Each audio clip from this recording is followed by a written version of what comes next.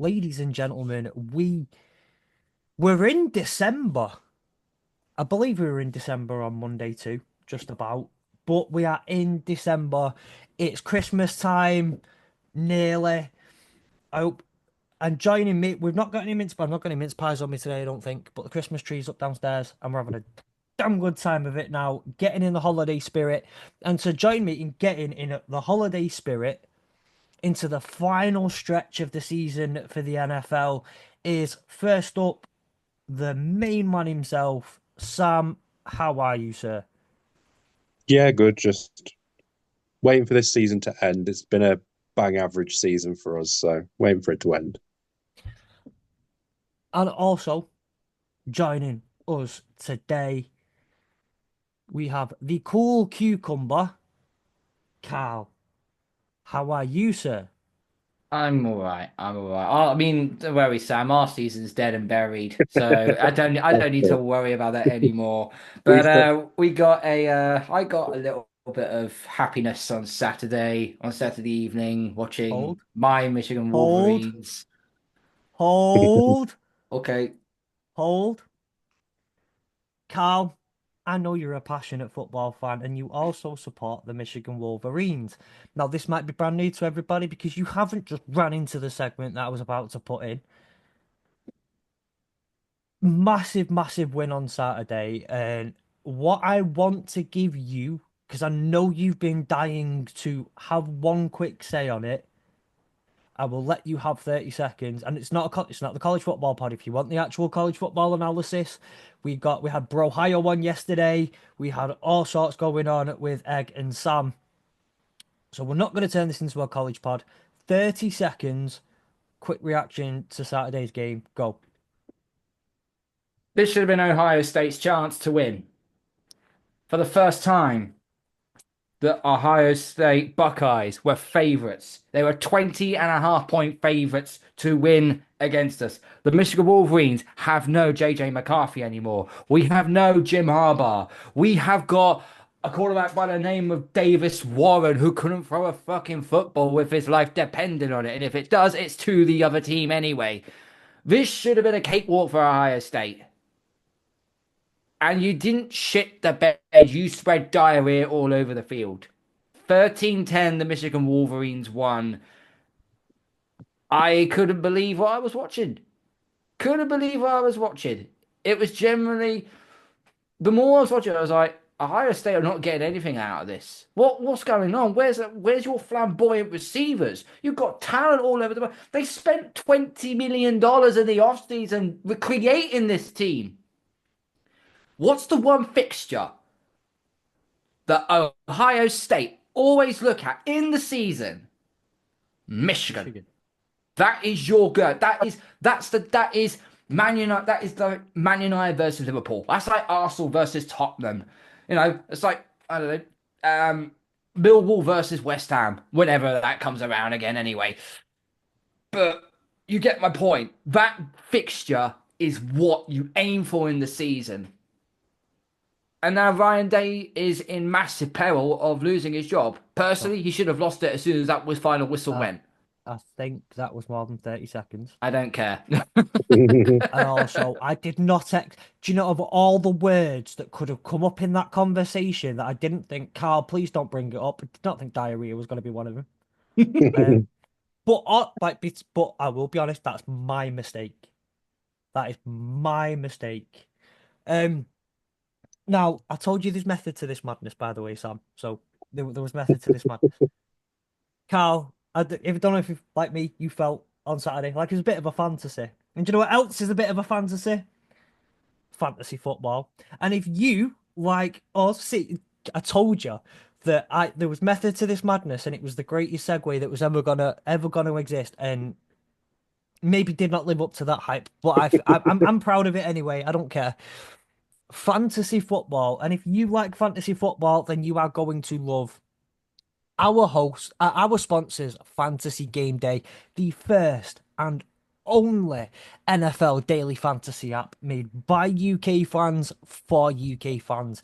Create your lineup, manage your budget, and compete against fellow UK fans and even some of us podcast posts and multiple other podcasts and various different content creators from around the UK compete against us all and maybe, just maybe, win some money in the process. All you have to do is head to fantasygameday.app. The link is in the description of this episode. If you're on YouTube, it's right there. If you're on audio, you can't see where I'm pointing at, but it is in the description of your episode. Head to your app store, download the Fantasy Game Day app. Download the app, and when you sign up for an account, at the bottom when you get to it, there is a little option for a promo code. If you put in HRDLE, that is hurdle without the U, and I'm not going to misrepresent who gave us that quote this week. That's hurdle without the U, even though there is no hurdle without you. Thanks, Sam. If you do that, once you deposit and play, you get a free play worth £7.50 once you do that the first time. You must be over the age of 18. And please gamble responsibly. Glad I wrote that down now. Because it's been a mess the last couple of weeks trying to get it figured out. I'm glad we wrote it down. If you would like, though, if you would like some help with your Fantasy Game Day lineups and whatnot this weekend, don't worry. We'll get onto that in just a little bit. More importantly, though, we have a bit of news to get us going, to get us actually going. We've got a little bit of NFL news. Now, I know we've all got a couple of headlines. Do either of you particularly want to go first? Sam, I know you've got some that potentially could have been said on Monday that I don't think was. Yeah, so the LA Rams and my team have picked up first round pick Emmanuel Forbes Jr. from the Washington Commanders. I believe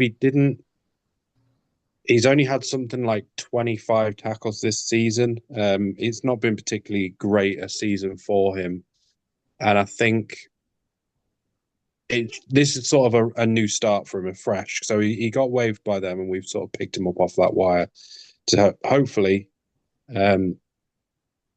build up our core cornerbacks, because we've got a couple injured. We obviously got rid of Tre'Davious White, and I think that this could be a good opportunity even to show us what he's worth and show us why he was a first round pick in the first place. So looking forward to seeing how he does.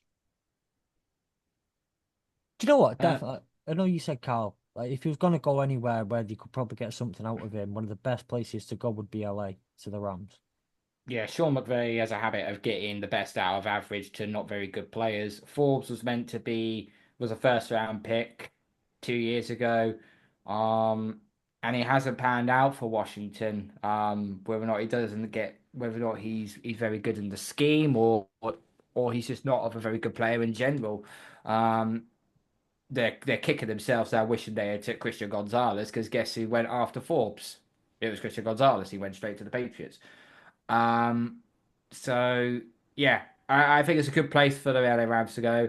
Sam did say backstage that apparently Forbes is now he's on the Rams roster. That's the best corner that they've got, which is kind of worrying I and think scary at the same time. Yeah, I mean, it's when you look at if you look at the other cornerbacks we've got, I think mainly just due to the fact that we have struggled, not necessarily defensively, because we've been solid defensively. It's those big chunk plays that we seem to just be constantly giving up, and it's getting quite frustrating when we're sort of in games, but then giving up like 20, 25, 30-yard chunk plays, which I don't know if that's just the scheme in which Schuler's playing them in, or what, but I think Forbes has a chance of coming in and actually making an impact. I think he has probably a little bit more to his game than maybe some, like, the likes of Darius Williams has.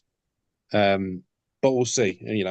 It could be something that works out. It could not be, but at the end of the day, he's a free, so it doesn't really matter. No, And he's a absolutely. rookie. Karl, Yep. did you have anything? Well, he's on a As well rookie as contract. Right? Sorry. So, Christian McCaffrey, running back for the San Francisco 49ers, is done for the season, suffered a knee injury in the Sunday night game last week against the Buffalo Bills. Played by injuries all season long. Anybody who took him first overall in fantasy, you have my sympathy. Um, yeah, the 49ers keep having injured players. Yeah, their playoff hopes are on life support. Luckily, they're in the NFC because if they were in the AFC, they'd be in massive trouble. Um, and I think one thing we do need to touch on. Actually, no, there's two things we need to touch on. Okay, so Jags quarterback Trevor Lawrence, he is on IR with a concussion, but he is also set to have shoulder surgery as well. That's pretty much him done for. Pretty much him done for the rest of the season now. So it looks like Mac Jones will be taking the reins for the next 4 or 5 games, I believe. And this got ran through the media a heck of a lot over the last week. Aziz Al Shir, if I pronounced it right, um, his ban has been upheld by the NFL for his disgraceful hit on said Trevor Lawrence. Um, yeah, just a really really bad look considering this guy has 2 years ago tried to choke out Tom Brady, and twice this season he's had two misdemeanors on the field. One for punching a Bears player in the face or in the helmet, and there was also another low tackle that he made. I can't remember what game that was now. If anybody could refresh my memory. And obviously Bears. the no, that was the punch. Oh yeah, sure. That was the punch. But yeah, and obviously the latest one was him going in on Trevor Lawrence when Trevor Lawrence was already sliding, just completely and utterly uncalled for. Um, and to make matters even more tone deaf, the tweet that he sent, I wish you could have this up on the screen, mate, because this is absolutely disgraceful. Aziz Al-Shir basically post, if you want me to be your villain, I'll be your villain. See you soon. And it basically had pictures from the film The Joker. Joker, which basically this quote was, there is a beauty in being rejected, misunderstood, unseen, and unprotected by people. It teaches you to rely on Allah for everything. I mean, with all due respect, shut up. Just shut up.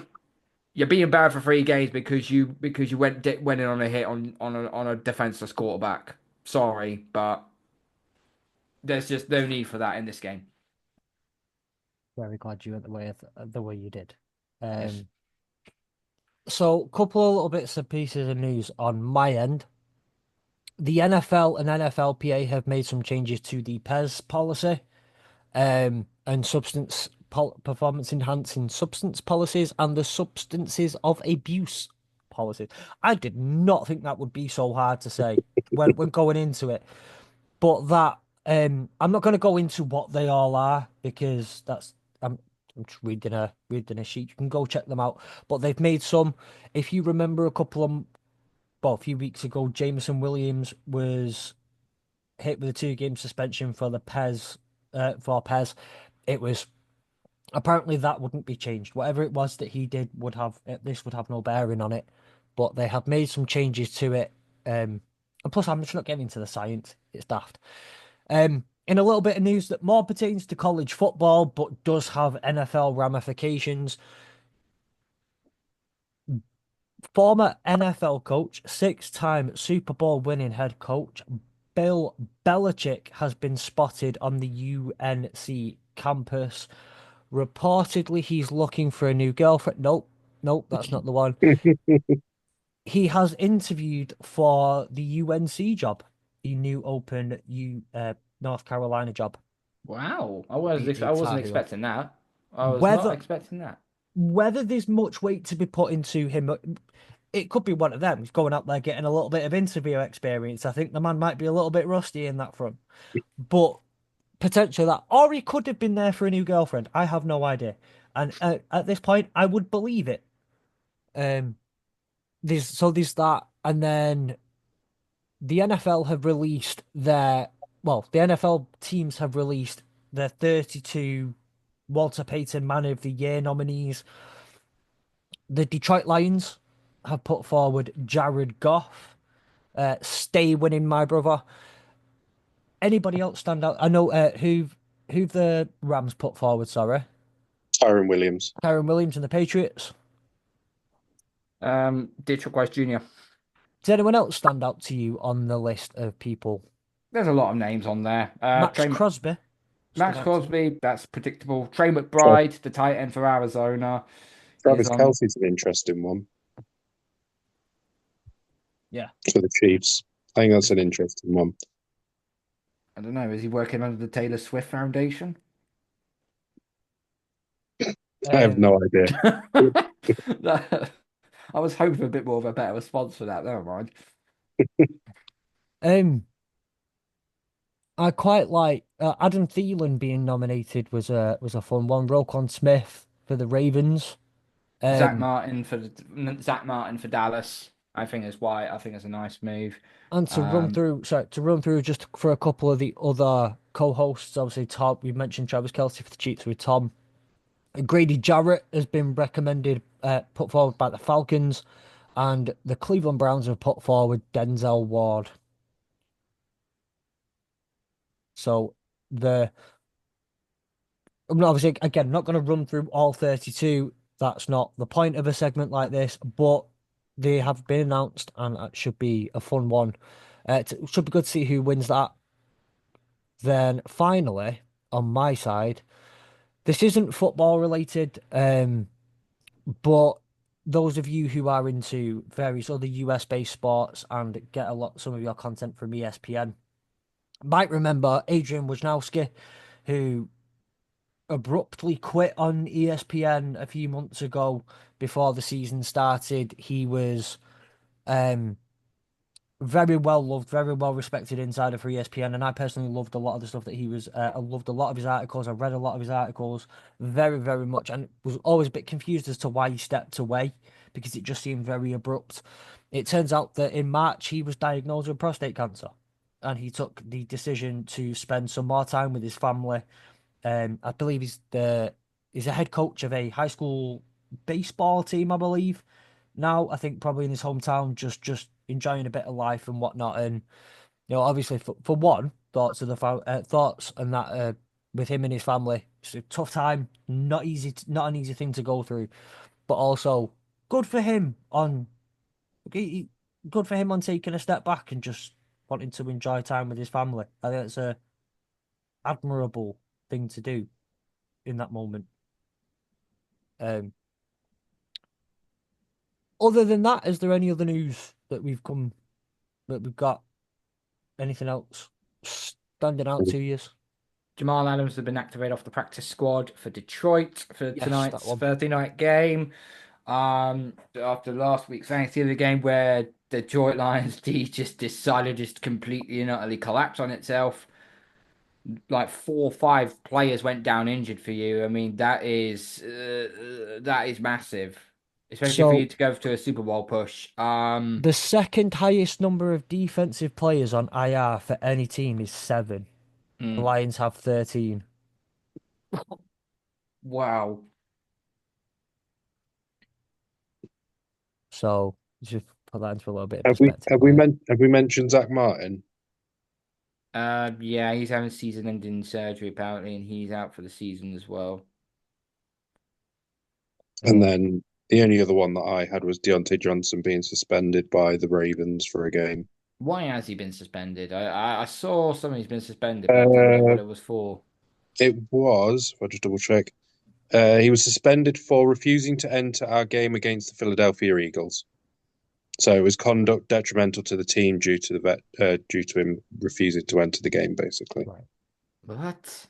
So he's been suspended um, on for the Giants. It's a bit like Uh, saying it's a bit like saying you're yeah, going the and you Giants. get it's a bit like you walking into work and then 5 minutes in, then you just walk out.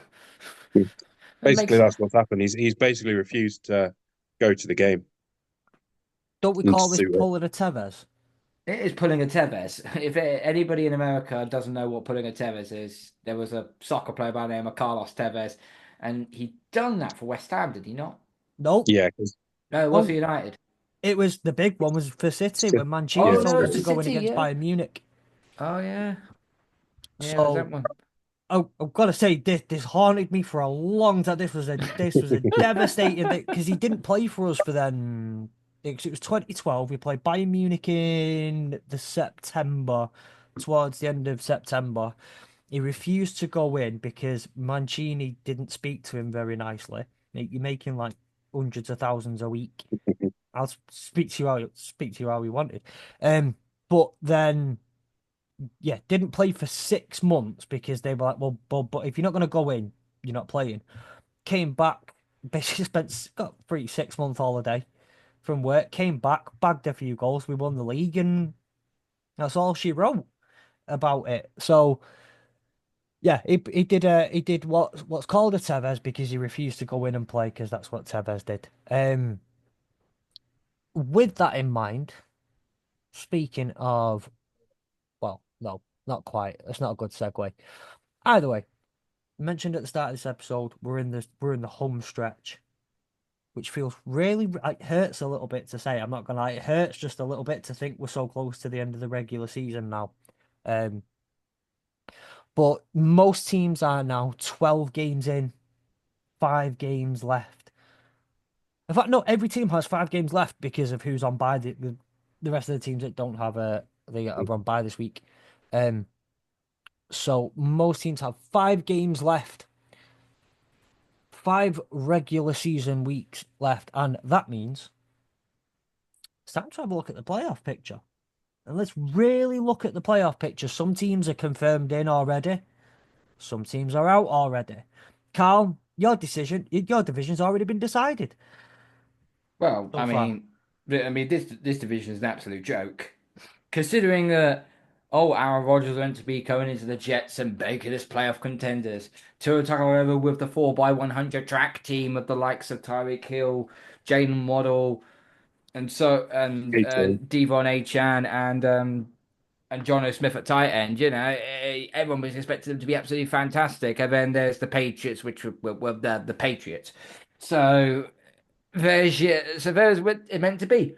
And the Jets have fallen flat on their face. The Dolphins, they're hovering around under 500, but they still have a chance of making the playoffs. But that's a big, big if. And the Bills have just basically they've just cleaned house. They just like there you go, you're nothing to us now. You know this has become the division that the Patriots absolutely dominated for 19 odd years. So It became the AFC least in this one. So well done to yeah. Buffalo, but So bigger fish to fry, as they say. to It's get interesting. That sorry, Bills go. one's interesting because I remember a lot of people, especially when they got rid of Stephon Diggs, they got rid of Gabe Davis. A lot of people were starting to say this was the Bills done. They didn't have a wide receiver core. They were literally going to lean on the defense. And actually, they've done really well. I think they've probably done a lot better than what everyone else, what a lot of people Yeah, expect them to do. I don't think a lot of teams would have expected them to be 10-2 at this stage. Maybe still probably leading or at least challenging for the AFC East, but certainly not essentially running away with it. I think excluding Josh Allen out of this, I think the three players you've got to mention why this offense has been playing absolutely brilliantly is James Cook at running back, Khalil Shakir as the slot receiver, who's basically is so twitchy you can't touch him at all, and then you got the second round pick in Keon Coleman, who he hasn't done, but he's done decent, but he hasn't been well beaten, but he's been there when he's needed to Yeah, be. it's been steady, hasn't he? And then the other one is the tight end, Dalton Kincaid. He's been a very good safety valve for Josh Allen, but plus, of course, Josh Allen is a glorified running back as well. He will put his cape on and he will run this team, carry this team with him. And yeah, I think, we kind of underestimated Buffalo a bit. I certainly did. But as I said, winning the division especially with the way the AFC East is actually not an achievement. The achievement will be reaching the AFC Championship again, and can you get past the bogeyman? If yeah. they can do that, then I actually have faith Buffalo can go all the way. So just to get us in to this discussion, let's just do away with what can't be changed, what can't be done, what we can't have in. opinion on whether this can or can't happen. Things that are already called. The Bills are in the playoffs. They've won the division. They've got not only are they in the playoffs, they've guaranteed themselves home first game. Seeding is still yet to be determined. The Hmm. Chiefs are in the playoffs, confirmed. In the AFC, the Patriots, the Jags, and the Raiders are out. End of Shock and story. horror. Shock and horror. End of story. They're out. Can't do anything about it. No playoffs for them. Karl will be nice and peacefully enjoying his January. Giants in I'm watching highlight reels of Ted McMillan from Arizona State. But anyway. yeah. Whatever gets you off in January, my friend. Whatever gets you off in January. And the Giants for the NFC are the only team with anything determined for them. Sean will also be sat down enjoying his January, nice and calm, watching everybody else panic. By the way, Sean, miss you. Uh, everything else is undecided. Every other team that has not been mentioned has, even if it's only a tiny shot, a shot of making and not making the playoffs in whatever for whatever way. Mathematically, it's still possible. Do you want to start with division leaders or do you want to start with bubble teams? Or I is think there the only anything that you I want to... think the only division, I think in the AFC, I think that you can really say could still be decided in a way, is the AFC North. I still think Houston still takes the division. We know obviously Kansas City are going to win the AFC West. That's a foregone conclusion. I tell you what, if Houston win the AFC North, I my was going to mind say. will be Sorry, blown. Houston win the AFC South. Beg your pardon. That was what I meant to say. If Houston win the AFC South, Crazy. which they will do. The only thing that's left for me is the AFC North. The Steelers still have some real dodgy fixtures to come yet. But they seem to have got through it really, really well. And I know a lot of people have been saying that, the Steelers, they put 44 points on the Cincinnati Bengals. A lot of teams have been putting 30 plus on the Bengals defense all season long. So as much as I like to give the Steelers credit, I still think that they're there to be had. Um, Steelers will confirm their position with a win this week. it's against Cleveland, isn't it? Yeah. Then that's probably So going to be that. if they beat Yeah. Cleveland, well, I suppose no. Technically, mathematically, no. They still won't be. Well, yeah, mathematically they'll then be in. Yeah, No, mathematically it'll but be in. but Yeah. it won't be necessarily decided that they've won. They won't have won the AFC North, but they will have clinched a spot. I think. Yeah. And well done to Mike Tomlin as well for another undefeated, for another above 500. Another above 500 season. I think that's the 18th time he's done it now. 18th or 19th time, which is a hell of an achievement. It really, really is. Um, but yeah, I think that's the only division I can see. I can really see, flipping it back to the Ravens, but the Steelers need to play down to their competition again to have any chance of the Ravens getting back into this. Yeah. Um, I mean, as it stands, there's three teams from the AFC West in the playoffs: yeah, because you got the Broncos, Chargers. I Chargers, and Chiefs. Fletch, cast Yeah. your mind back to pre-season. I did mention the Chargers. Could they be a sleeper team going into the season? And I think Tom I've and Ollie and slept since everybody then, else mate. sorry. I've slept since then, mate. I know you slept Uh, since then. I know you slept since then, but only a couple of times, but I think our good friends Ollie and Tom basically said, "No, I think it's this first year. They need to try and figure stuff out and so on." And I was like, defensively, I think they'll be very good. They have been very good. They've been keeping the point tally on their opposing team very low most of the season. Um, I just think offensively they just don't quite have the firepower of their receivers. But I still think Jim Harbaugh is an excellent coach and he knows how to scheme really, really well. And there's a good chance that the Chargers could make the postseason. And I did say that. yeah. Um, Now they're sitting in a very, very nice position, although it is still there is still a fair bit to play for because they're only was it 8-4? 3 wins, 2 wins off going out. Yeah.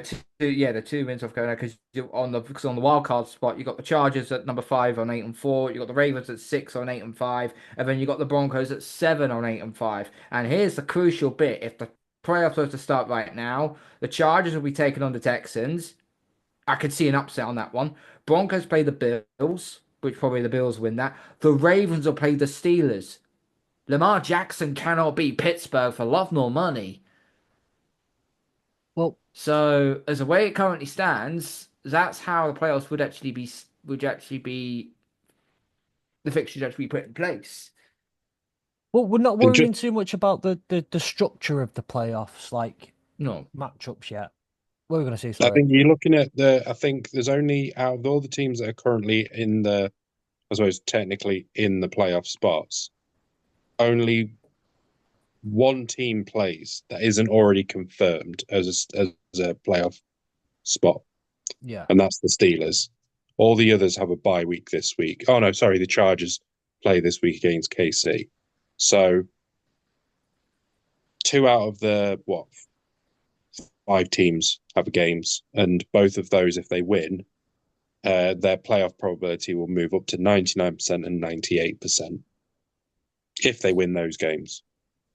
So as it currently stands in the playoff bubble, there's really only 2 teams. I know Cincy is technically still in there, but they need to win all their games, and they need to get the rub of the green on another team falling off like Chargers or Denver.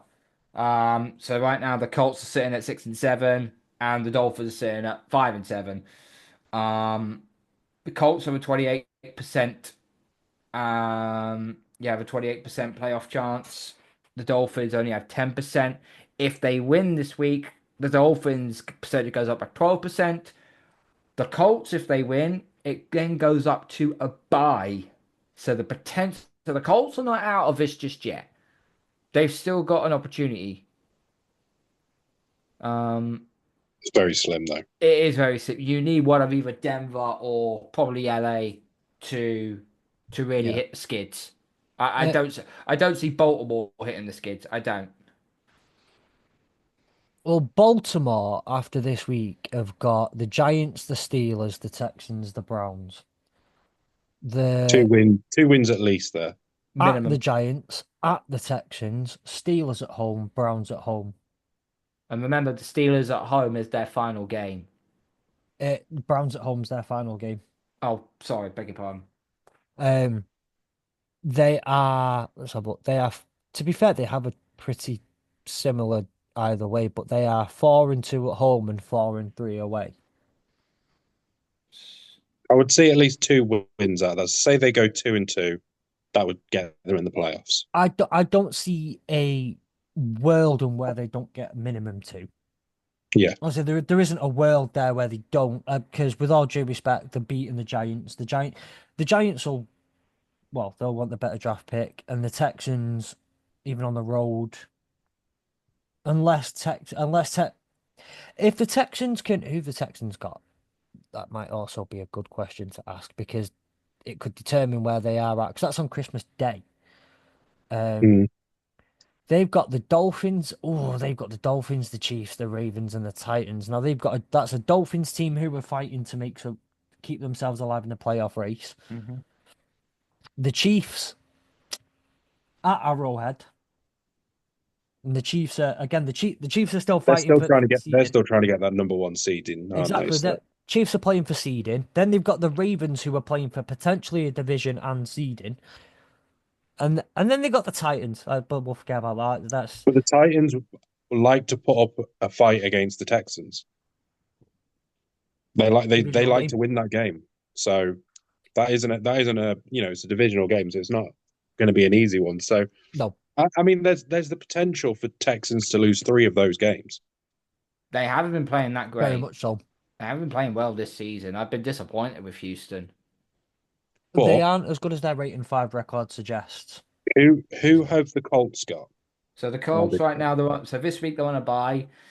Then their first game back. This could be critical. They're on the road to Denver. They win that game, that's a tiebreaker. They get the big tiebreaker Yeah. over Denver. So that could be massive. They're then at home to and then their final three games are at home to Tennessee, on the road to the Giants, and then at home to Jacksonville. So again, they've got They two. could run the table. They could potentially run the table. I can't see them beating the Broncos personally, If they don't beat the Broncos, they won't make the postseason because Denver will have the tiebreaker over them. unless they win the division, which would still be Yeah. mathematically possible. It is still Yeah. possible. They're only 2 games behind. Yeah. Yeah, and Um, and I say if the Texans lose 3 of those 4 games, which is again very much possible, that would put them. Say if they went 1-3, that would put them on 9-8. The Colts could lose the game against the Broncos and win the other 3 games. That would also put them on 9-8. So it would come down to who has the better division record.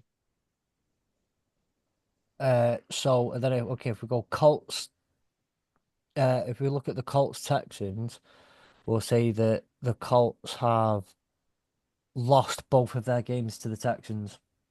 So the Texans would be in. So they would basically need the Texans to lose every single game, And they I win think, out. and they win out. It does Or seem unlikely. they lose to the Broncos and win out It after does, that. does seem unlikely. Yeah. Like I say, But- the tiebreaker already works because Baltimore have beaten Denver. So that's the whole reason that that the Ravens are slightly ahead of the Broncos in the seedings already is because of that tiebreaker in the head-to-head. But it is interesting to think that like we could who've Pittsburgh got now as well to end the season? Where's Steelers? So they've got the Browns this weekend at home. Then they're at the Eagles. Oh, this is a bit of a gauntlet. This At Yeah. the Eagles, home to at the Kansas Eagles, at the City. Ravens, home against the Chiefs, home against the Bengals. That's a gauntlet of a final stretch. The Bengals might be done by then, but there's a good chance they could play spoiler.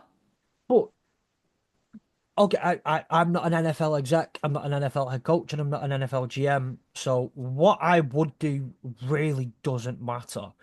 But almost every time, last game of the season is a divisional game Mhm. for pretty much everybody. I think obviously similar to college football, the way they do rivalry weekends to end the season. You end the season on a divisional game. One of the best feelings ever was slightly ruining our draft position a couple of years ago, but keeping Green Bay out the playoffs because you like to see it. If you're a team, like one of the things that I would truly believe is even if you've had a crap season, if you can win that last game of the season, just run into the postseason, run into it on a slight bit of a high, and you'd be surprised at just how much that changes the offseason, which it makes you believe. But also, if I'm the Bengals, do you know what I really want to do, even if I'm not in the playoffs? I want to ruin the Steelers' day. I want to ruin their day. I want the Steelers. I don't want to just beat the Steelers because of the Steelers. I want to beat the Steelers because I could also keep them out the playoffs or take their home game off them. And okay, I would say that they will beat the Browns. I said it a couple of weeks ago though. I said they'd beat the Browns and they didn't. But see them beating the Browns at home, fair enough. Eagles aren't going to be easy. Ravens is going to be a tough game. Chiefs is going to be a tough because all of them are fighting for something. Anyway, if they lose out, if they win one, I think they'll be fine. If they lose out, Bengals could keep them out of the playoffs for altogether. Which they'd love. Who wouldn't? Absolutely love it. That'll be their banner. That'll be their banner. We get the so and so out the playoffs. Who wouldn't? It's such a how do you word it now? Like it feels like such a not a loser mentality, but like the whole kind of small club mentality thing. Small club mentality, yeah, it makes sense. But it's still at the end of the day, when you're in that, like, how much would you look? Okay, it's devastating to not be in the playoffs yourself or to have had a bad season, but what wouldn't you give Sam to keep the Niners out the playoffs? What wouldn't you do? Just add that little bit, or the Seahawks, or maybe not the Cardinals because no one cares about them. They're probably the team in your division where you're a bit like, don't mind, They're, don't mind. you know what? The Cardinals are the little brother that you just, oh, it's nice that they're doing well, tap them on the head sort of thing. Yeah, Um, the Remember what? Seahawks, Go on. the Seahawks, I probably should hate the Seahawks more than I actually do because I have friends who are Seahawks fans, so I kind of have a,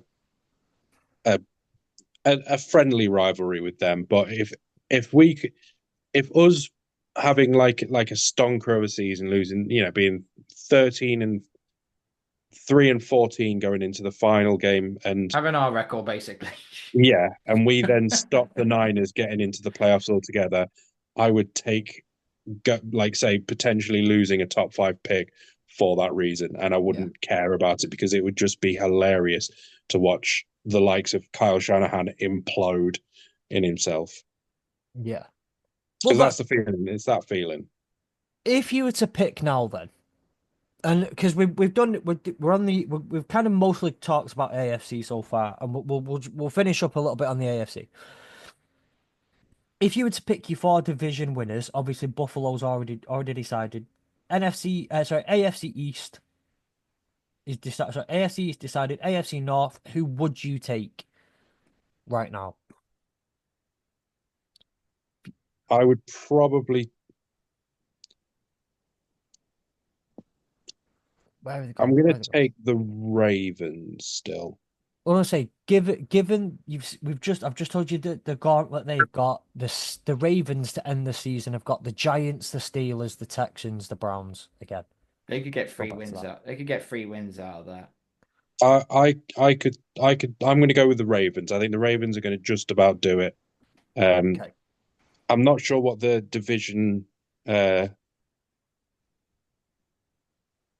the divisional records are. So Um, obviously the Steelers are beating the Ravens already. So they have the head-to-head, but they've got to play them later on. divisional, yeah, see divisional records. You've got Steelers are 2-1, Ravens are 2-2, Bengals 1-3, Cleveland 2-1. Yeah, so if the Ravens were to win, they're going to beat the Browns realistically, and the Steelers are going to beat the Browns. That would put the Yeah, Steelers on 3-1 into the division. The yeah, Ravens would then go 3-2 if they beat the Browns. So actually, that Bengals game, if the Ravens were to then beat the Steelers, that would make them 4-2 and 3-2. yeah, The Bengals could then really cause a proper storm and force that Steelers game to be end them as to lose them the division. So it's yeah. essentially for a Bengals fan, and it'd be interesting if we have any Bengals fans to listen. Of the 2 teams, the Ravens or the Steelers, bearing in mind your game may be the decision maker in this, who would you prefer to be the divisional winners, the Ravens or the Well, Steelers? the 2 games against the 2 wins they've got in the division at the moment, the Ravens are both against the Bengals, the Steelers, and the Browns. They've lost to one apiece. Mhm. Um, You've gone with, so you're going with Baltimore to take the division, Sam. You still sticking Yeah, with them? I yeah. am going to take Pittsburgh. And I know obviously that their gauntlet run is really bad. But let's be real, this Chiefs team is not what everyone thinks it is. They might be 11-1, but holy God, they're a very, very, very, very weird looking 11-1. Not to say fraudulent because that will rile up one of our candidates on this podcast. Um, I'll say it's more worrisome than anything. So if the Ravens were to say win 3 of their last 4, they go 11-6. Steelers at 9-3. They just need to win one more game and beat the Ravens, and that's their Division One. They I could think the lose. Ravens. I think the Ravens might do one over the Steelers. I know they don't really have a good record, but I actually They think they could do it. they have a shambolic record against the Steelers. Which is I'm why I think they might do it. That the purely the reason why I think they might do it. I like an underdog. They've got to keep giving the ball to Derek Henry then. Don't give him 13 carries like they did last time. Jesus Christ. I am a believer in history for the most part. History is there to be changed, but history also serves a purpose to teach us lessons. Mike Tomlin now has 9 wins on the season. That man will go 9-8 at any cost. With that run, okay, maybe I'll give him 10-7 this weekend. But that man is so heavily committed to mediocrity and being in and around the slightly above 0.500 mark that I just can't. I just can't. And I think Lamar and the way this Ravens team is, they'll put it on the back. They'll get the win over. They'll kick the Giants something silly next week. They'll beat the Steelers. They'll beat the Texans. By that point, that's 3 wins for them. They're on 11 wins. By the time they get to that, I think the Steelers are max 10 wins. Then they've got the Chiefs and the Bengals, while the Ravens have got. Oh no, no, they haven't. Right, bloody, let me try this again. By the time they play the Texans, that's 3 wins, and the Steelers have got 10 wins. 11 wins to 10. And the Steelers will be 10-6. Ravens will be 11-4. 11-5. Well, plus 11 and 6. The Ravens need to go into the playoffs in high hopes that they're going to do very, very well, and then absolutely shit the bed as they do every single season in the playoffs. So And they need to have they need to have that final run of very good games where Lamar Jackson puts the team on his back, yeah. gets himself MVP candidacy potentially to win it, and then for him to shit the bed in the playoffs against the Chiefs. And this is where, like, with the home stretch is one thing, but also, like, just for kind of getting into the playoffs. But the home stretch is also massive for when you're in the playoffs. Mm. Other than a few years ago, what does Mike Tomlin do? Mike Tomlin doesn't have a great record in the playoffs as of late, as of the last few years. So it's going to be one of them. Mike Tomlin's hit is that, like, as the Steelers kind of go down, which I, by the way, think the Steelers are, if anyone else, there's been a couple of teams who've done it, but the Steelers are another one who just kind of rolled on just being good enough to beat the person that whatever's in front of them. You can only rely on it for so long. They're going to, if you start nosediving towards the playoffs, good luck trying to get that momentum back in the playoffs because you aren't going to get the opportunity. This is the thing as well. With five games left to go, 5 or 4 games if you want to buy this week. This is the time now where teams who are in postseason, if you're just outside of the postseason, it's time to get hot. This is the time now to get hot at the right time. Because if you end up doing that, rolling into the postseason, whoever is, let's just say for example, the Chargers roll in and win the next 4 or 5 games that they got left on their schedule. Is it 4 games or 5? The Chargers. 5, yeah, I think 5 games. I think they got 5 games left. They roll now and win their 5 games straight. They are rolling into the postseason, into that wild card round against whichever seeded team it is. It's probably end up being Houston. That's not someone you want to face, and I'll guarantee you for a fact right now, no one is going to want to face. I think there's 2 teams that are going to. One team you definitely don't want to face is the Chargers. Because I think with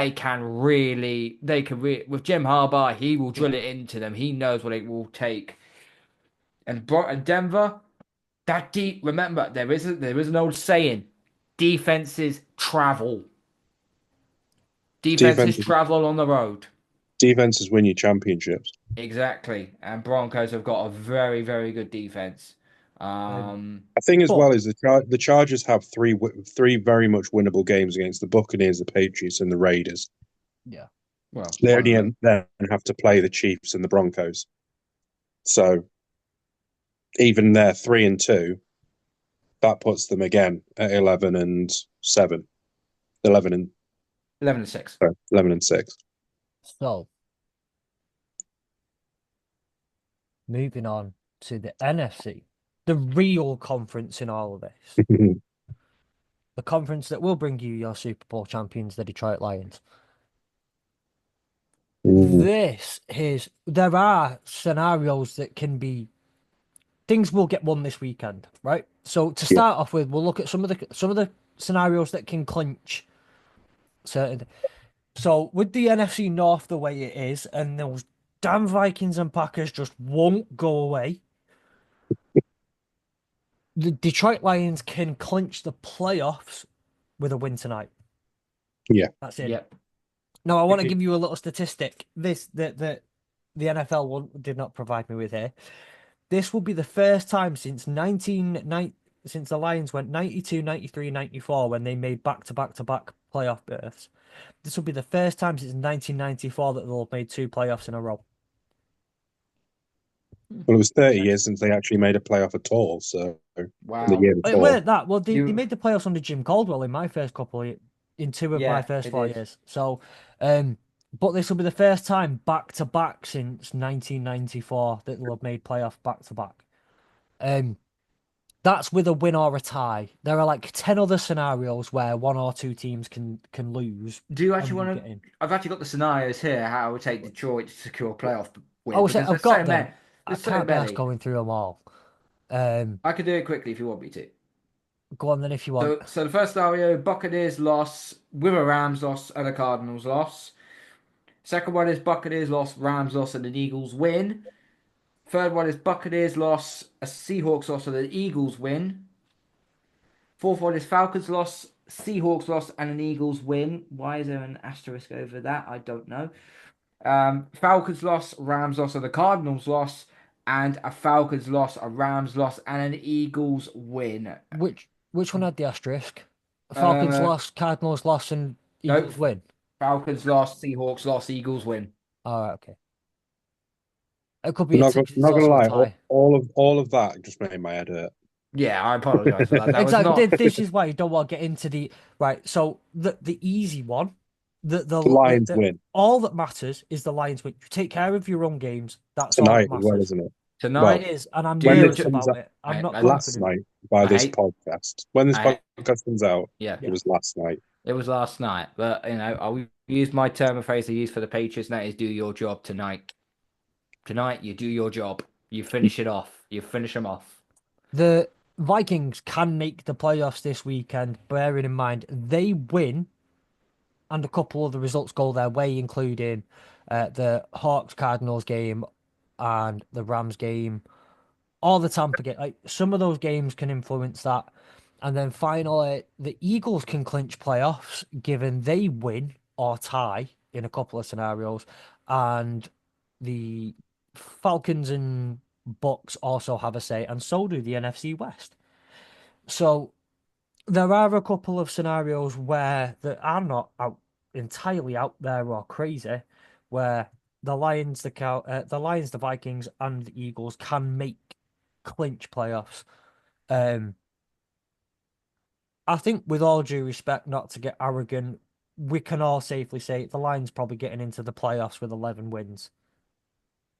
Yeah, I think you tend to see that 11 wins would get you into the playoffs generally anyway.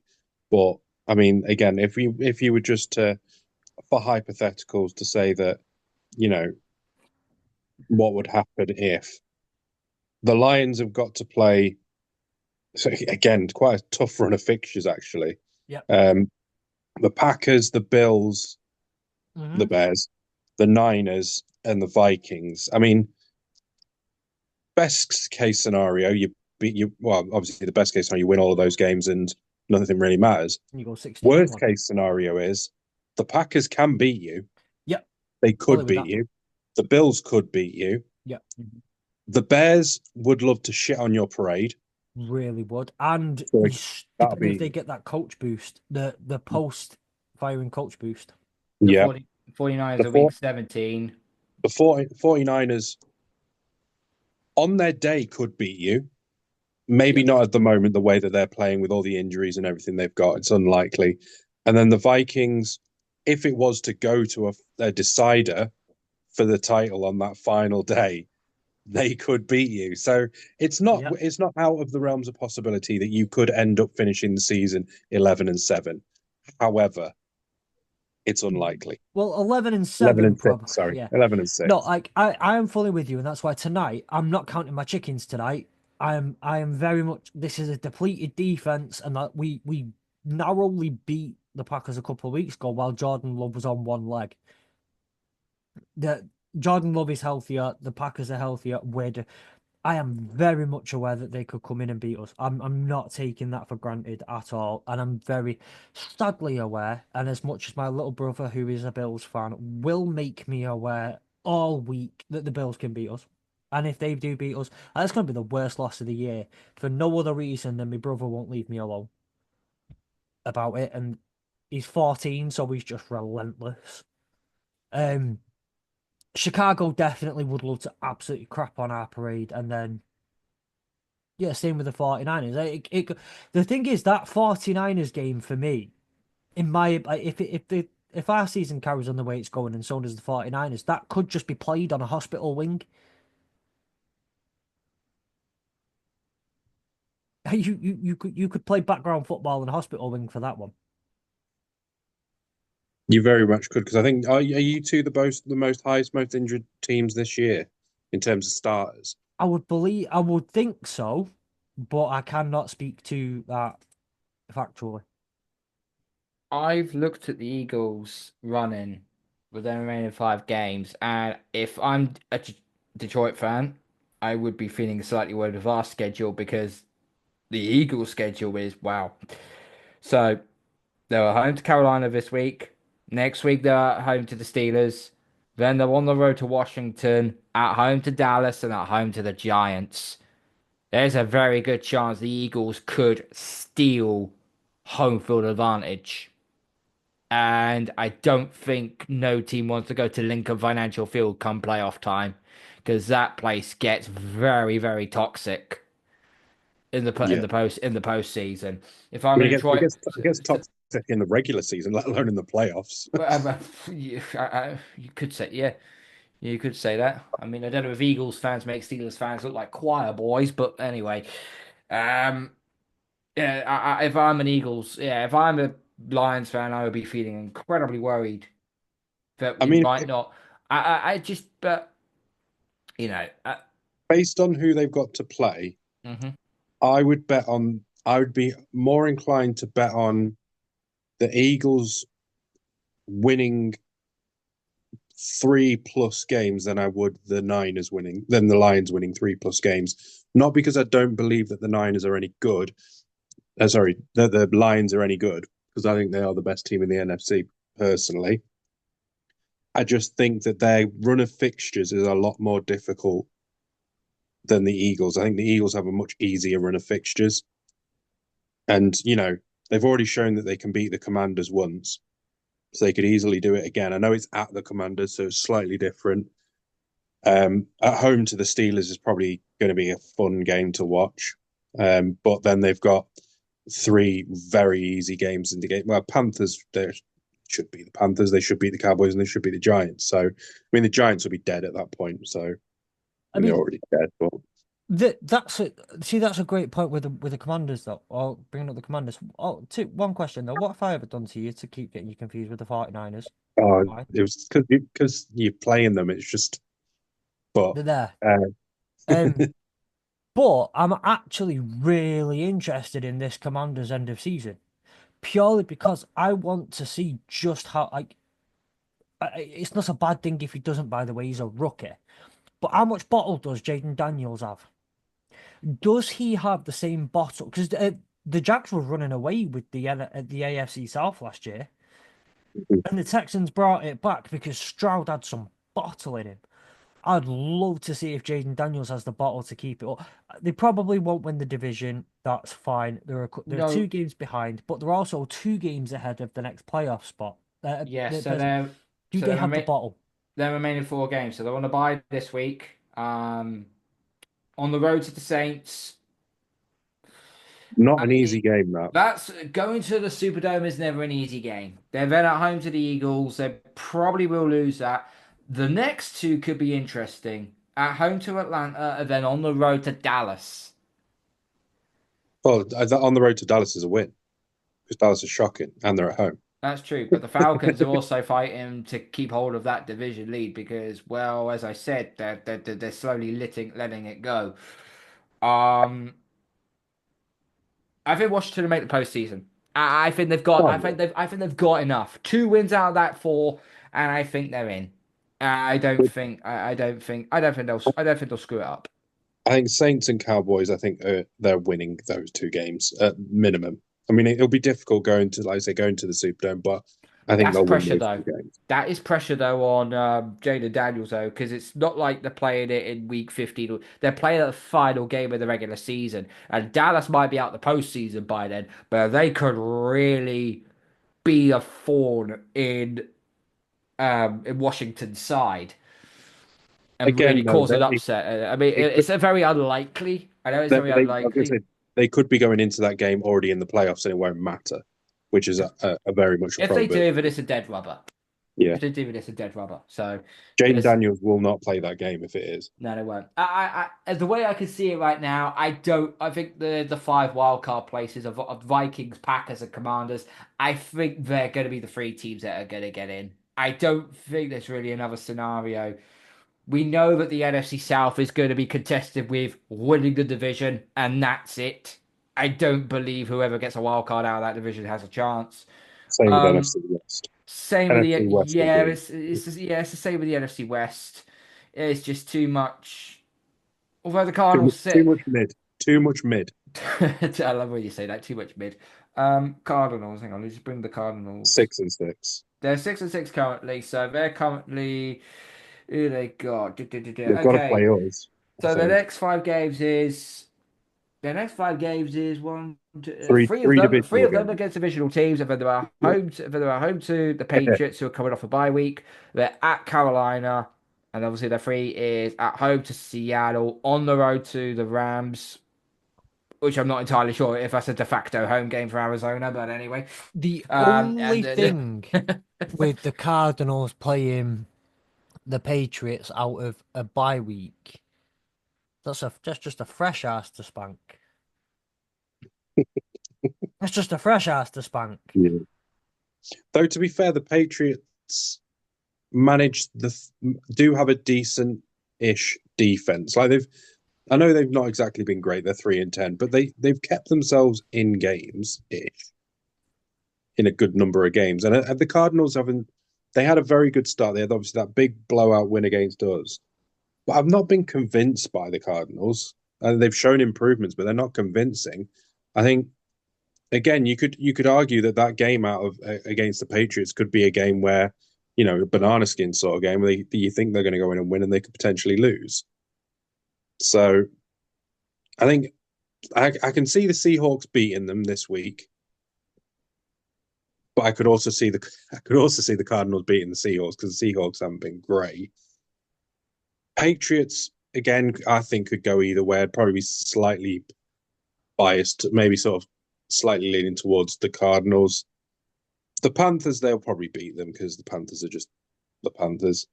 The Rams, again, I could see that being an interesting one. We depending on where we're at that point, we could cause an upset for them. And the Niners, I think the division will be decided before that game. I think.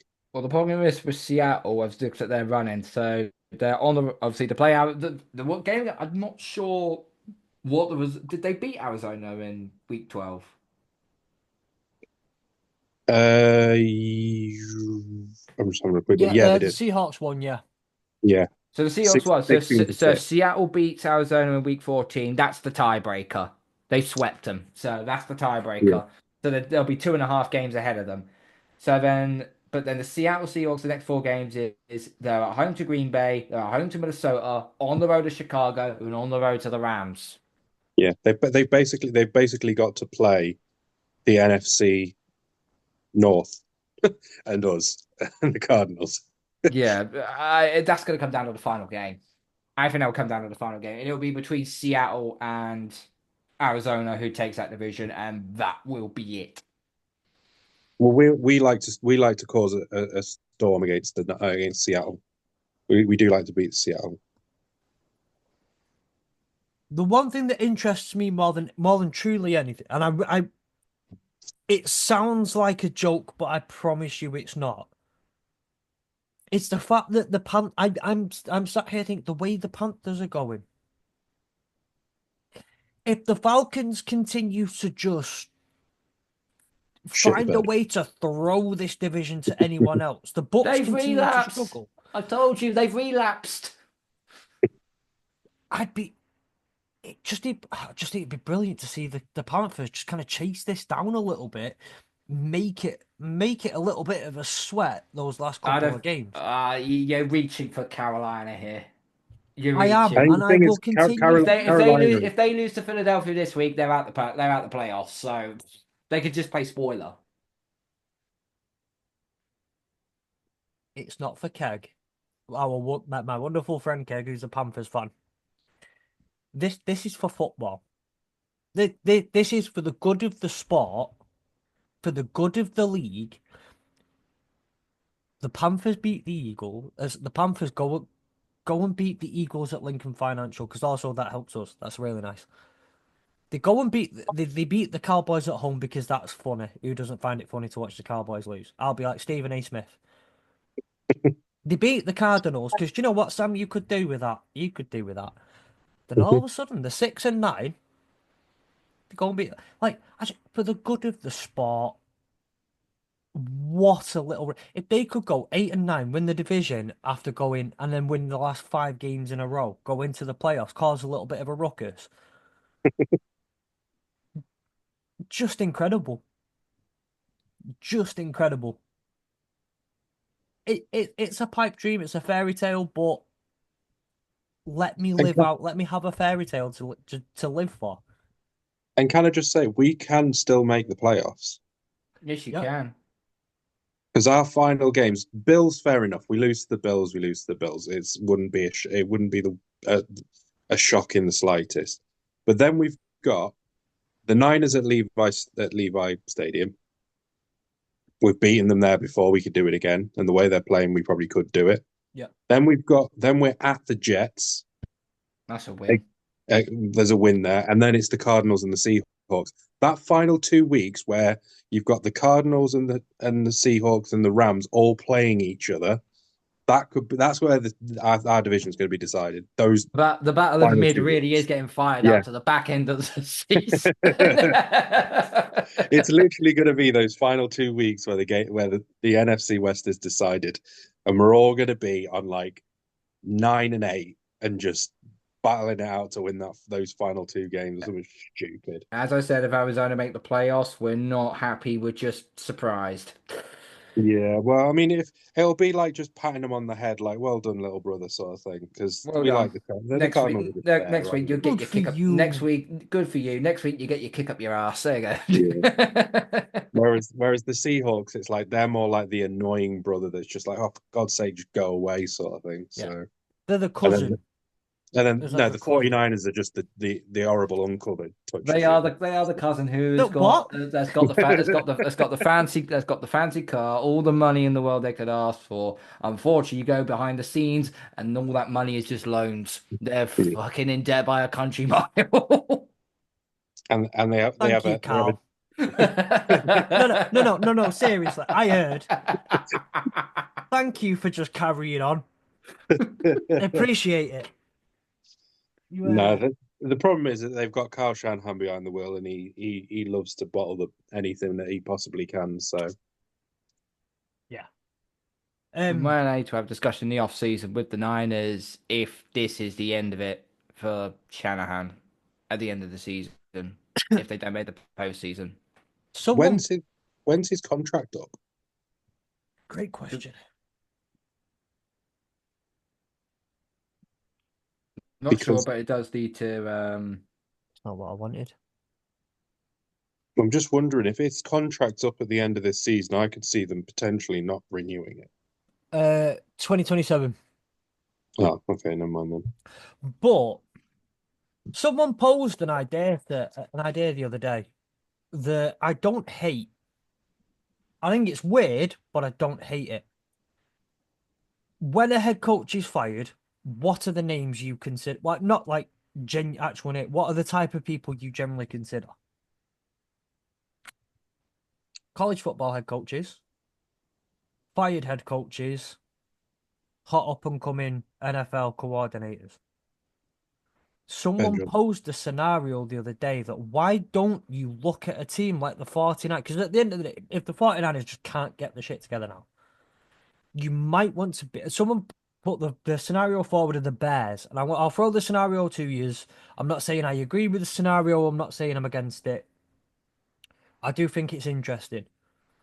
You say to the 49ers, look, you could probably benefit from just kind of a little bit of a fresh start. Both of you can. Both parties can probably benefit from a little bit of a fresh start.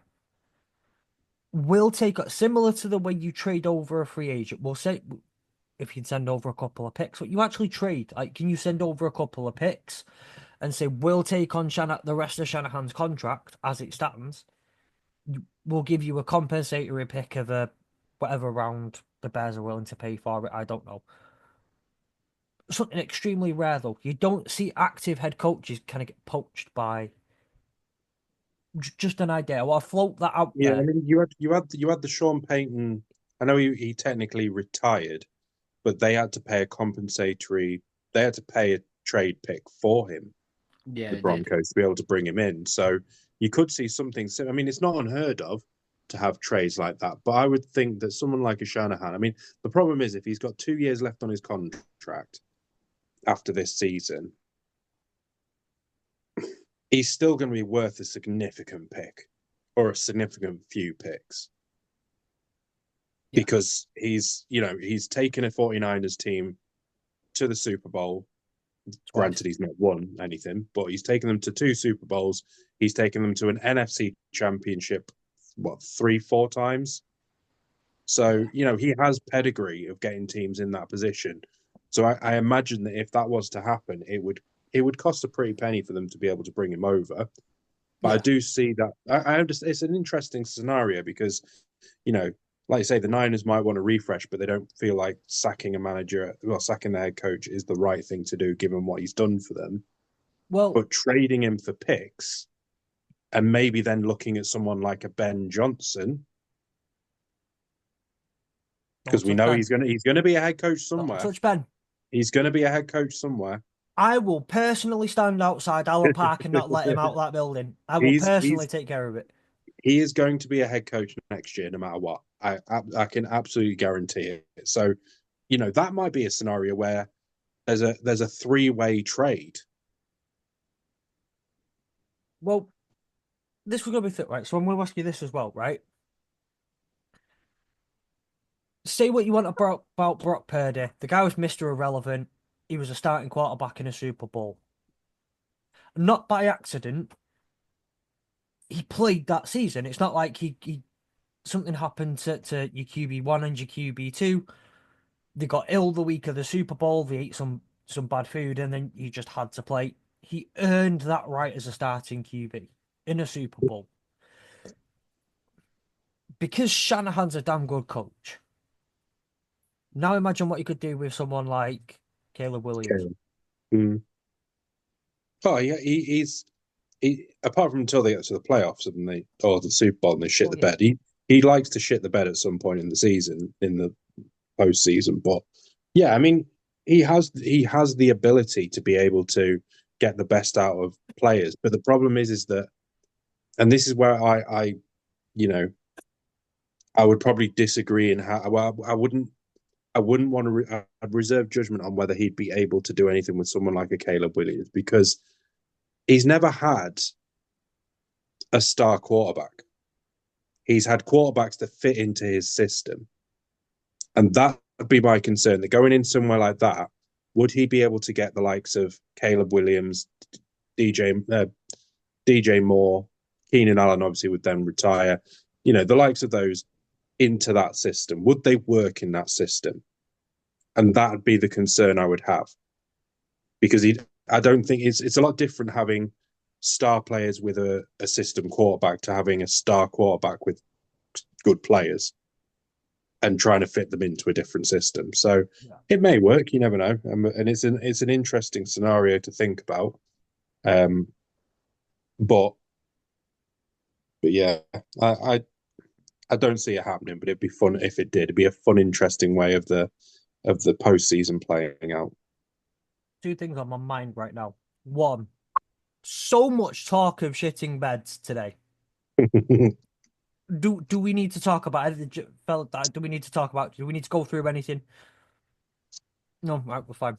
It's okay. I just wondered if there was something going on in the world at the moment where where Welcome shitting to beds is a thing. welcome to episode diarrhea. That's basically what it is. Yeah. And also halfway through that, Karl started pulling a face, which is normally is "I'm going to cook" face. So, and it again, seeing as the last time I let you cook, I kind of let you have the opportunity to go. You brought up diarrhea, and then I need to is there something you need to say? And also, do we need to kind of like pre-screen this backstage before you say it? No, no, only when it's Ohio State. It's fine. It's fine. Okay, nothing. Okay, fair enough. I'll let you up. Okay. So going back again, as far as your division winners go, because nothing in the NFC has been decided yet other than the Giants are gone. North, South, East, West. Sam, who are you taking? North, Lions. Good one. East, Eagles. South, I'm sticking with the Falcons. Raheem Morris is going to pull it out of the bag. And Stop sucking up to Chapman. I like the Falcons. I like Raheem Morris. No, I know. And I Oh, you like like Bijan Bijan? Robinson. I Yeah. love Bijan. And the NFC West, like, why not? LA Rams, we're going to win the division. I mean, I don't hate any of those picks. I really, really don't. Karl, what about you? Lions win the division in the North. Eagles will win the East comfortably. West, you could put three teams in a bag and pick out any one of their names. So just for shits and giggles, I'm just going to pick Arizona out of there. Just for shits and giggles. And then the NFC South, I will not suck up to Chapman. I think they're about to vault. I've said the last few games that the Falcons have started to show their vulnerability. And the Buccaneers, despite the fact they've been swept by the Falcons, they are playing with the hot hand right now.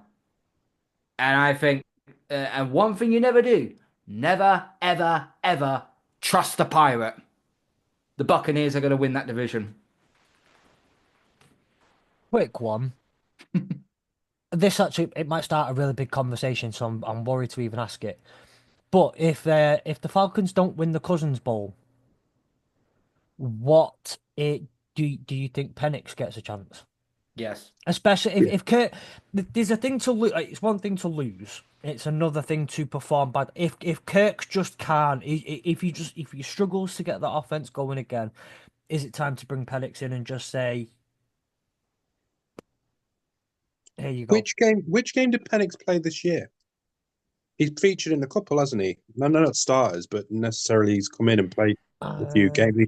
I'm pretty sure he came in and actually was like, because they dropped Kirk mid-game. Let me double check. I've got get him up Was it here. potentially the Ravens? Just having a look now. The He played- Broncos and Seahawks he Yeah. came in against. Yeah. He has a total of 5 attempts, 3 completions for a combined 38 yards, no touchdowns, no interceptions, and a sack. And you're going to throw him in to try and win the division. Why am I doing maths there when the stats were right above it? Actual combined stat, I don't know why it did. It's got a combined quarterback rating though, 95.1. It was the Broncos game I was thinking of, to be fair, because I just remember them just being that bad that they brought Penix in for the final few games, final few snaps.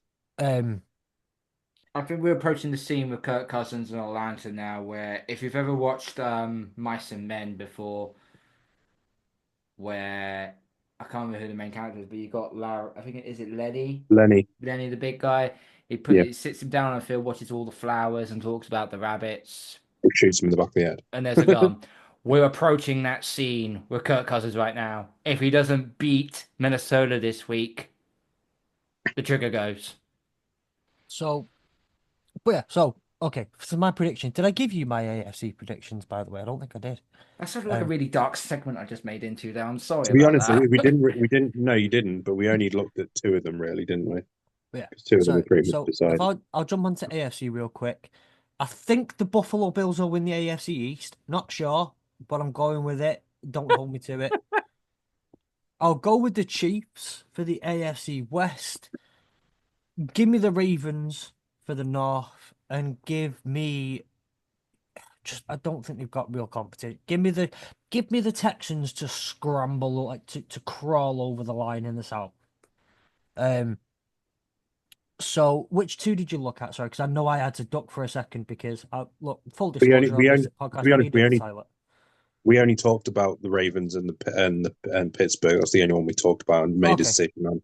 But in terms of those, I agree with all of those. And I think maybe, obviously, Karl, I think you probably would have agreed with all but Steelers. I think.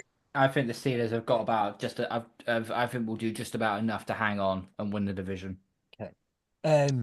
So for the NFC, I'll go the NFC Packers. North. Oof, Packers. oof. Ooh, ooh, Um, ooh, ooh. I don't like to back Detroit, but I'll back Detroit on this one. The West, oh sorry, the East, I'll Eagles. It's the Eagles is until it's not. They don't have Matt Patricia in the building this year, so they can't bottle it like they did last year. They do. South, They do have Nick Sirianni though, and he does like to fumble the bag. he does.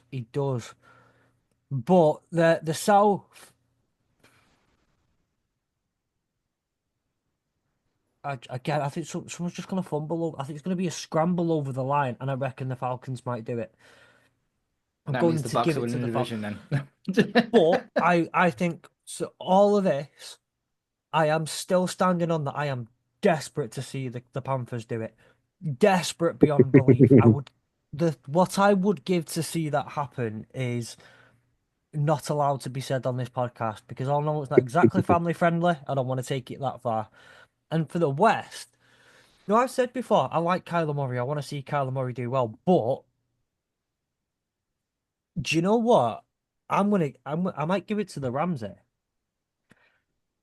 Purely Stick with your because roots, Matt Stafford. big kind of. Kind of. But there's something about Sean McVay. There's something about Stafford. I say there's something about it. We all know what it is. The man's a winner.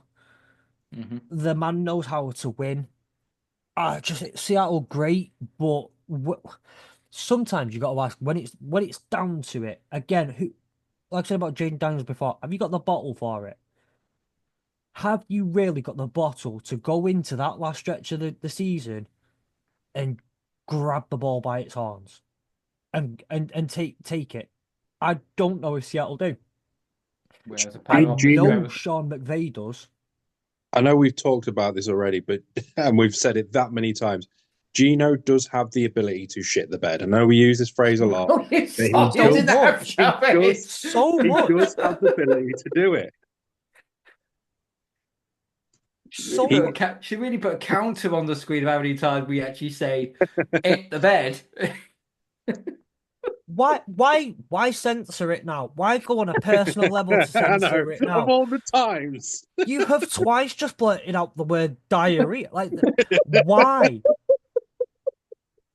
There is like you pick your moments, and they're normally too late. Um,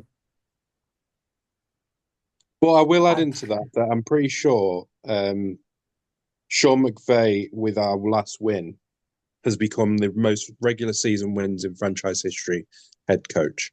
yeah, So, he's got it with 76 and he has the ability to do it. I think our defensive line has the ability to cause serious problems. It has done all season. If Jared Verse doesn't win Defensive Rookie of the Year, I actually might riot because he has been by far the best defensive rookie this year. I think there's been others that have been very good, but I think he has been steps above everyone. And like we're talking about, who can take the ball by the horns? Sean McVay knows how to win games. He knows how to close out seasons. So, and he knows how to beat the Seahawks. He knows how to beat the Cardinals. We are currently, I believe, 2-0 in the last two games against the 49ers. So we're on a run against them. That's three games that we could easily win, and then it just leaves the Jets, who are trash, and the Bills will probably lose to next. So, not exactly. But this is my thing. I think you've got to go off to a certain extent. When it's that close, who has the bottle? And with all due respect to everybody else in that whole division, other than the 49ers overall, but what they've shown so far this season has not been that. McVay just has the bottle, man. He has it. It's and so does so does Stafford. Very few people other than you know that know it better than you do. Like I know the bottle that Stafford has. So yeah, for me, I have to side with the Rams until they show me that they've not got it in them anymore. we seem to have this weird like bond, the Lions and the Rams now, because of the trade swap. Now there are picks involved. And it's done. And I think also the fact that you've got that win over us in the playoffs, and Stafford's return home wasn't great. They've kind of, that bit's mellowed out a bit now. Yeah, I think you've got past some of the emotional side of it now. You've got to win your Super Bowl. We've had what we could kind of turn around and was like, that's our little, right, we've got back at you a little bit. It is what it is. But anyway, with that in mind, let's have a little look at a couple of the games that are on this weekend, and then we'll wrap it up. So with 6 teams on bye, that's 13 games this weekend. Tonight we've got the Lions Packers. I've already said I'm not overly confident tonight. So in the morning when if anyone wants to come at me and be like, we beat, like, yeah, I knew this was a possibility. What else? What games This isn't a looking at? prediction; it's a spoiler, because this will be coming out afterwards.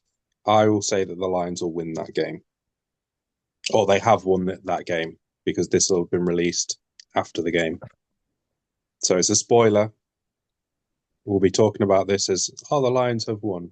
I am more sitting with Fletch here. I think the Lions are going to win, but I would not be confident. I think the spread is -3.5. So they're obviously fracturing the banged up defense on the Lions. But I think the Lions have still got plenty on offense to still put points. This could be something like, I don't know, 33-30 or 40-37 game. This has the potential of it doing that. Well, it has an over of 52. That's the. Oh, that'll get smashed. Mm. That'll get smashed. Well, I think the real thing is, apologies, if you listen as this episode comes out, just know that I still haven't been to sleep. My ass is still twitching. It'll be one of those 4:10 in the morning. I really want to go to bed, but I know that no matter the outcome of this game, I won't sleep. Type games, more than likely. It's just going to be one of those. But any other games that take you off, like that interest you in particular? In all honesty, I think there's a lot of dull dud games this week. Mm-hmm. You know, just running down the line, the Falcons, Vikings, that'll be interesting because of the ramifications of the game. Saints, Giants, no one really cares about. Jaguars, Titans, no one really cares about. Bucks at the Raiders. I mean, if the Bucks don't win that, then you've got to be worrying a bit for their postseason. Steelers will beat the Browns. Eagles will beat the Panthers. Hang on. Are you going for your picks now, or are you going to wait till later? No, I'm just talking about the actual games themselves in terms of what I think about whether they're actually any good. Oh, okay. Sorry. Jets, Dolphins, meh, don't really care for it. The Seahawks Cardinals again, divisional decider. I'm going to be biased here and say I think of the Sunday games, the Bills Rams could be really interesting. That just seems like the Okay. one for me that's the most exciting one on paper. I- I think the one has the most trepidation is the Falcons Minnesota game, specifically because of Kirk Cousins. Um, I think everything else just looks self-explanatory. Although saying that, Sunday Night Football, Chargers at Chiefs. That'll be a good game. Whenever these two Will be teams fun. face each other, you know it's going to be close. You know it's going to be tight. Um, we'll have to see what happens with that one. And then Monday night, you got Bengals at Cowboys. You could be in for a fireworks display in that game. Especially because Joe Burrow is playing at an MVP level. Unfortunately, he's not an MVP level team. Um, He has just bought the tumbler from the Batman movies, The Dark Knight. I saw that. I saw that. If you got the money to do it, fine, buy it. Doesn't mean. I don't know where you're gonna. He's probably got like an 8 car garage or something along those lines. So it's not like he doesn't have space for it. You But didn't yeah, think to put that in the news. I didn't think about it, to be honest. It was only just because you mentioned it, but he was talking to Jamar Chase and T. Higgins about the fact that he might buy the full-on Batman suit and turn up to every single game with it in the tumbler, which I think would be quite entertaining, to be Mm. honest. Batman's rocked up to throw 450 yards, 6 touchdowns, no interceptions, and still lose. Yeah, That's impressive. The one thing the thing that's getting me at the moment is I think the Brown Steelers could be good. there is a potential banana skin in that. Good Do you know? Who I think for the all the Yeah. wrong Yes. reasons. Do you know? Who I think the potential banana skin potentially is, and you're gonna laugh at me for saying this. Go Saints at Giants. Who's In the that a banana Giants, skin for? I think that the Who's Saints, that a banana that's skin just, for? that's just a trash game. the Saints have a capability of. Shit in the bed.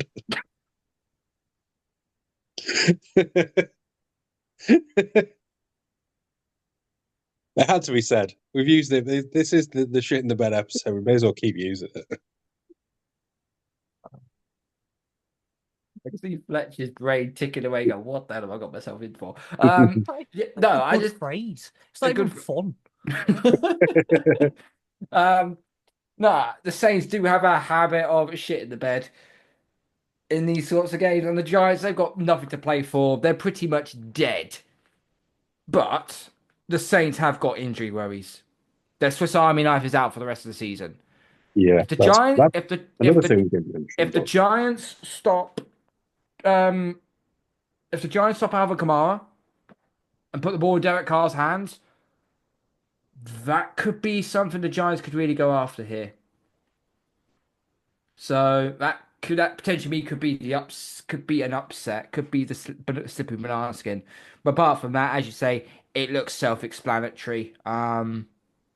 I don't want to sort of move away, but this sort of is a nice segue into fantasy bit in terms of talking about this game. I totally forgot about the fantasy bit. Damn it. Yeah. And I just thought it'd be a nice segue in because we've mentioned about the fact that this Giants Saints game, and I want to bring up my pick one of my picks in terms of a potential if you're looking at players for fantasy game day Mhm.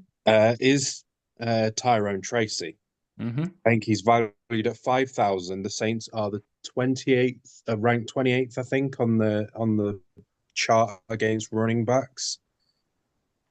I could honestly see him being a really good pick at 5,000. When you look at the fact that, there's quite a lot of expensive running backs this week, I think he could be a good one to have as maybe a second running back where you need to have a cheaper pick, especially if you're going to have someone like a Saquon Barkley at captain who's likely he's going to probably absolutely ball out against the Panthers. So I think that'd be for me. He's a good one at 5,000. He's not amazingly cheap, but he's a good value pick.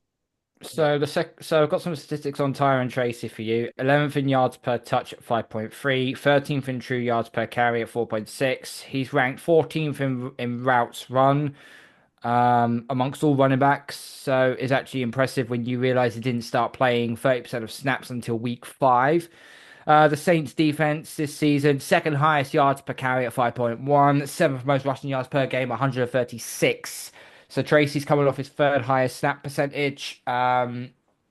He was very efficient last week, scoring 14.5 fantasy points on just 11 touches, which is big, which is really big.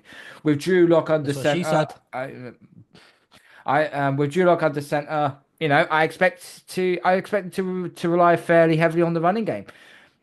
Tracy is in prime position for a big week against the Saints, and I do agree with that. However, I will counteract on your one because I've found someone even cheaper at 4,400 points. The 49ers running game is banged up to hell and back. Go and pick up Isaac Guerendo. He's 6 foot, 221 pounds, 24 years of age. We saw Guerendo finish his collegiate career with 3 consecutive seasons clearing the 6+ yards per carry mark, which is wildly impressive. Keep in mind that there are only 5 running backs in the NFL combined history to hit those thresholds. Run at 4.4 below, weigh 215 plus, have a burst score of 120 plus. Saquon Barkley, Jonathan Taylor, Breece Hall, Adrian Peterson, and Isaac Guerendo are in that list. Guerendo scored 19.2 fantasy points in his only game this season, where he saw 30% of snaps. Chicago's defense has allowed the 4th highest yards per carry at 4.9 and the 8th most rushing yards, 1,621 in 2024. So I've counteracted you on that one. And just to throw this one in, I'll throw a receiver in there. He is a little bit expensive, 5,800 points, but this guy has been phenomenal for the Raiders. It's Jacoby Myers, 6th in snap share, 10th in contested catch rate. He's recorded 11 plus targets in 3 of his last 4 games. He's simply not being talked about enough. Myers has been a target hog ever since Devontae Adams left. The Bucs defense, second most completions allowed and third most receiving yards allowed. Jacoby Myers remains one of the most underrated wide receivers every year. He's quietly having the best year of his career and on track to record his 4th consecutive season, finishing as a top 30 fantasy wide receiver. And also, one thing to say, the wide receiver with the most targets in the NFL without a drop, Jacoby Myers with 86. So those are the 2 I would go for. I would go for Guerendo at 4,400 points and Jacoby Myers at 5,800. Fletch, I don't know if you've got anyone you would throw in there. I'm genuine, I haven't. I have had such a crazy, no, seriously, I've had such a crazy couple of days that I just haven't had the time to sit down and actually go through it. I do have another. Go on. Go on, Sam. And it's mainly based upon the fact that you're looking. I think when you look at some of the players that you're looking at this week, I do think that because when you have to calculate it, I think the average that you need to spend on a player is going to be roughly around the 4,800 mark. Bearing in mind, Saquon Barkley, I think, is a must this week. He's 8,200. So that you're already pretty much blowing half of your average or double what your average will be. I've looked at quarterbacks to sort of see, and I was struggling for a while as to who to pick. I mean, Allen's too expensive; he's 8,000. Jalen Hurts 7-8, and then you've got like Tua, Murray, Wilson, and all of those in that sort of like 5,000 to 5 to 6,000. And I was having a look around thinking, oh, I'm not going to pick any of those. And then I couldn't find him for ages, and then I eventually found him. And he is up against the 32nd worst team. No, don't say it. Don't say it. Don't say it. Do not say it. At 4,200, Will Levis. Will Levis at 4,200. He would be my pick. You've just broke Karl. And you know what? What I would probably do is I would put in as a joint with him is Calvin Ridley to get that revenge game against the Jacksonville Jaguars. You just broke Karl. I've just nearly broke my headphones walking away from that. I am backing You are Mr. Mayo You're picking Mr. Mayo. What the? against the Jacksonville Jaguars. Absolutely. The only time he's successful is when he throws the deep ball to Ridley. No, not Ridley. Who's the deep ball he Westbrook throws to? Westbrook Akine. Thank you. I can't get his name out. Yeah, Westbrook Akine. That's the only time he can ever actually throw a good ball. But He's ass. it's the Jaguars. He's ass. I don't care. He's ass. Find me a right. better quarterback at Right. a decent enough price and put him in there, because you won't be able to if you wanted to have Saquon Barkley. If you're prepared to lose money this week, go put Will Levis in your lineup. Well, he's in mine, and I've won money twice. So Right, so you're due a loss then. Okay, fine. I've also lost a few times, but never with Will Levis in my team. If I win money on this, I expect an apology about Will Levis. If Will Levis throws for 300 yards, 3 touchdowns, no picks, and Tennessee end up winning that game, next week I will apologize to you. That's a lot. I wouldn't expect him to throw all of that. I would expect at least 15 points from him. That's all I want. Because bearing in mind, the last time that I won, which was last Will week, Levis can put up more than 15 fantasy points, would you I agree to expect an that, Karl? apology. I expect an apology. More than 15 fantasy points. Well, that's just 15 fantasy points. Let's have a look. Well, his average is 15 fantasy points. That's not exactly... So he's got to beat his average. It's not exactly a challenge, is it? Well, then put him in your team. If it's not not a challenge, then put him in your team. I tell you what. 17. If he gets over 17, then yes, then I'll apologize. Right. Everybody, on that note, tune in on Sunday for our Pick'ems video. We didn't do it on Thanksgiving last week because of the time restraints, but we will have a Pick'ems video. And on that note, we will end it there, and I will just say, may your game day be delicious. And we'll see you next week. See you on Monday for the review show, and then we'll see you next week for the preview show. May your game week be delicious. Let's go, Will Levis.